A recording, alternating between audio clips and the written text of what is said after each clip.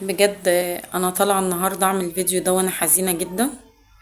بس بصراحه انا مضطره ان انا اعمل كده. انا هعمل كده غصب عني، بس انا مضطره. انا القناه بتاعتي نفسي تتشاف، نفسي تتشهر. بس للاسف مش عارفه اعمل ايه.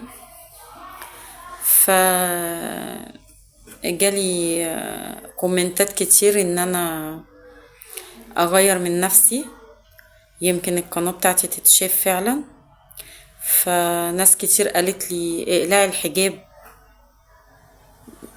يمكن تتشافي فعلا. فانا طبعا ما كنتش موافقة خالص على الموضوع ده، وما كنتش اقدر ان انا اتكلم في كده او اعمل كده. بس بجد انا غصب عني مضطرة ان انا اعمل الموضوع ده. انا بجد نفسي قناتي تتشهر، ونفسي الناس كلها تشوفها. فانا حزينة ان انا اطلع اقول الكلام دوت بجد، بس انا مضطرة ان انا اعمل كده. فمحدش يزعل مني في اللي انا هعمله. القرار ما كانش سهل، وفكرت كتير، وما وصلتش لحل غير كده بصراحة. يا ريت كل اللي يشوف الفيديو محدش يزعل مني. ومش عارفة بصراحة اقول ايه، بس انا فكرت كتير في الموضوع، ما لقيتش حل تاني غير كده.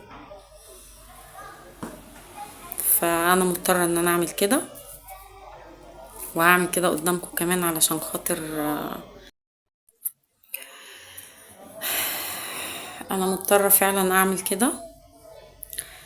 وهعمله قدامكم دلوقتي عشان كل اللي طلب مني ان انا اقلع الحجاب يتأكد ان انا فعلا قلعته، ومحدش يزعل مني في اللي انا هعمله ده. بجد بجد انا مضطرة. انا عارفة ان ده غلط، بس غصب عني. انا فعلا نفسي قناتي تتشاف، ونفسي قناتي تتشهر. فما قداميش حل تاني. معلش بقى في اللي انا هعمله. انا مضطرة اقلعه.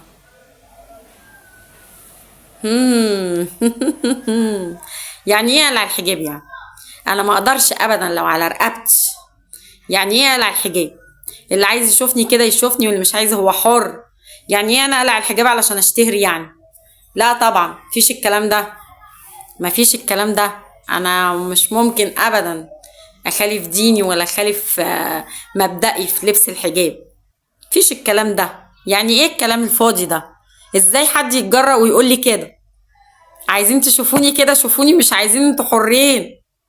وان شاء الله ربنا هيقف جنبي، وان شاء الله هشتهر وقناتي هتبقى كبيرة. قابلوني بقى لما تبقى كبيرة. سلام.